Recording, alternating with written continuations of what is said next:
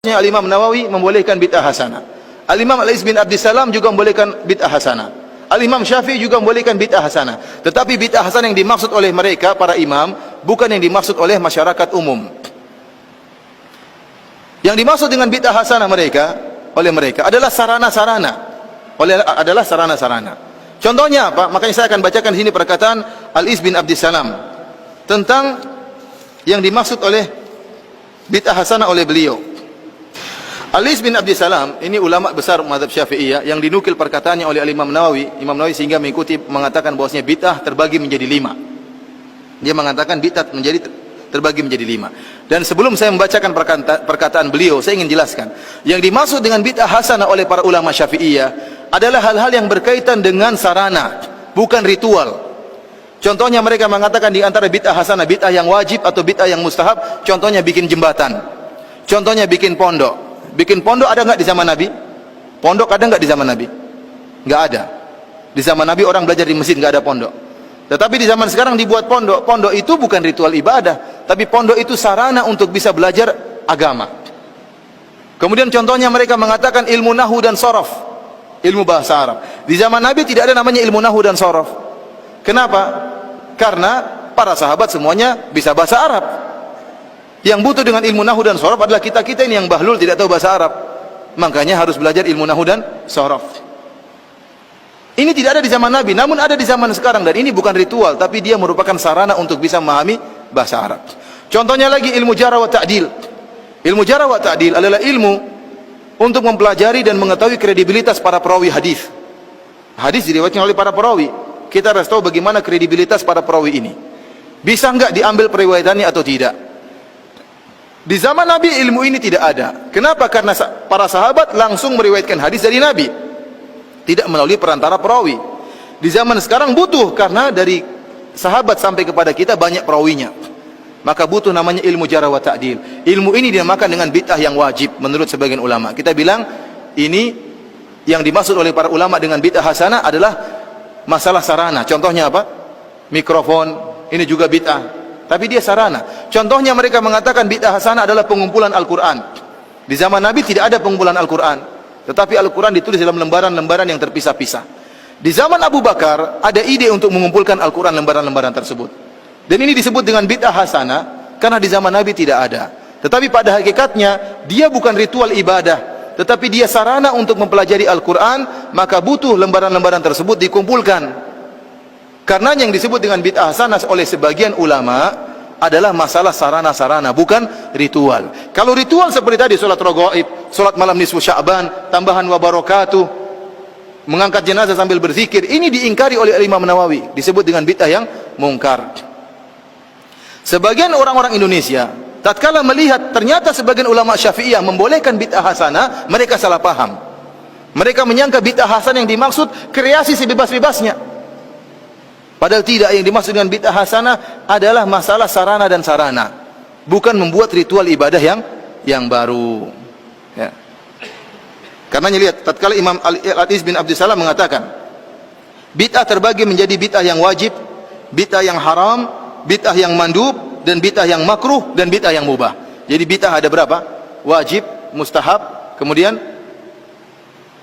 makruh, haram, dan mubah. Ada 5 macam bid'ah.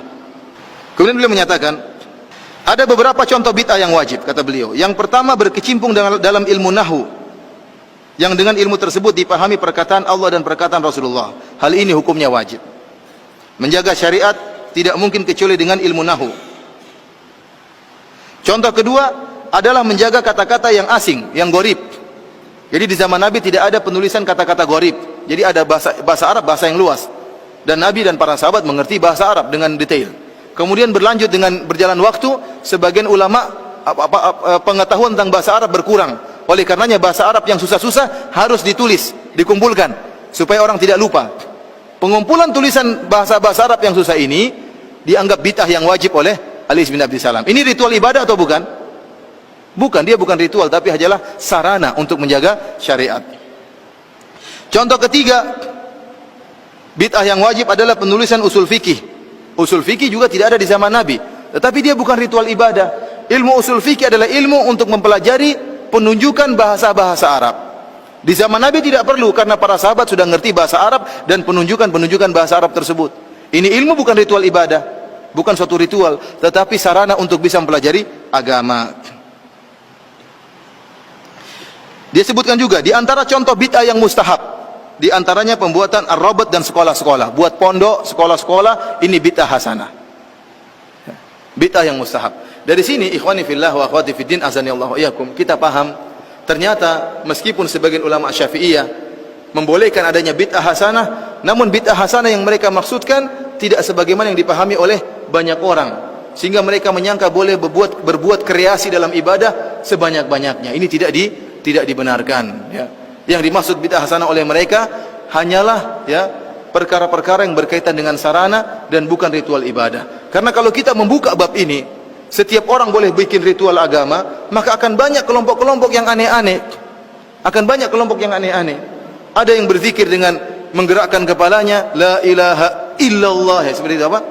Illallahnya harus begini. Kenapa begitu? Enak saya rasakan kalau. Kenapa kalau saya illallah sebelah kiri enak atau tidak, ya? Orang juga, ya.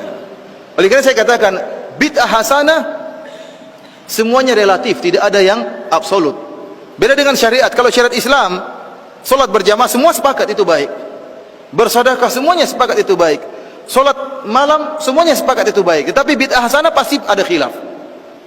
Contohnya seperti kalau bid'ah hasanah, kenapa dikatakan relatif? Karena dia baik menurut sebagian orang, menurut kreator bid'ah tersebut baik, tapi menurut yang lain tidak baik.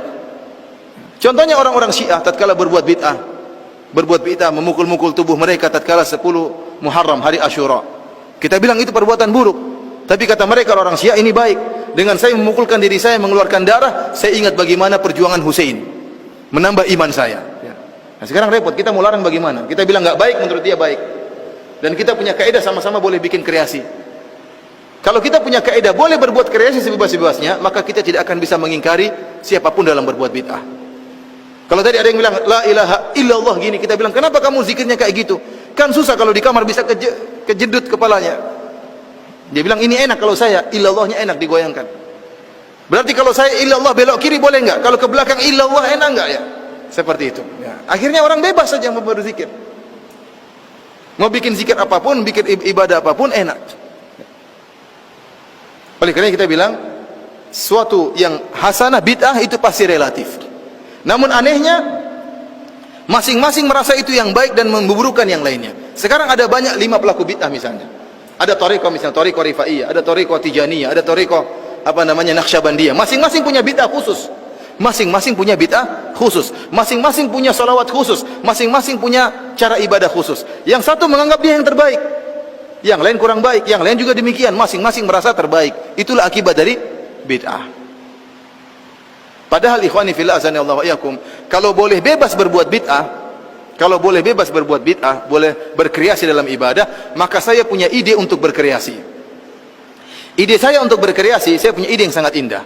Saya akan katakan kepada mereka, para pencetus bid'ah, saya punya ingin bikin bid'ah. Bid'ah saya adalah tidak boleh beribadah kecuali dengan pemahaman para sahabat. Dengan cara seperti ini umat Islam akan bersatu. Oh, mereka bilang, oh nggak boleh kalau itu. Ya, berarti saya punya bid'ah, kamu nggak nolak. Ya, kalau gitu saya juga boleh nolak bid'ah kamu. Karena ikhwan, bid'ah tidak ada yang absolut, semuanya relatif. Baik menurut masing-masing penciptanya, buruk menurut yang lain. Berbeda dengan syariat Islam, maka yang sudah sempurna maka disepakati kebaikannya oleh seluruh, ya, umat Islam, ya.